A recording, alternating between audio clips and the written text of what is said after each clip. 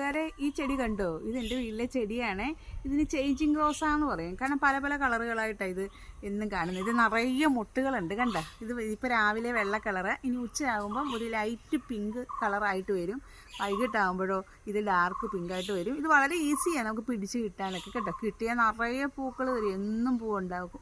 അപ്പോൾ ഈ പൂവിൻ്റെ കളർ കണ്ടു, ഇത് കുറച്ച് കഴിയുമ്പോൾ ഇതിൻ്റെ കളറൊന്ന് മാറി ലൈറ്റ് പിങ്ക് കളറിലേക്ക് വരും.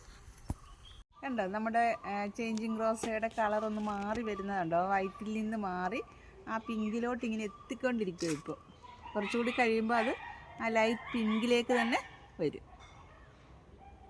കണ്ടോ, നമ്മുടെ ലൈറ്റ് പിങ്കിലേക്ക് കടന്നു വന്നത് കണ്ടോ നമ്മുടെ ചേഞ്ചിങ് റോസ. ഇനി കുറച്ച് കൂടെ കഴിയുമ്പോൾ അത് അടുത്ത ഡാർക്കിലോട്ട് കടന്നു വരും.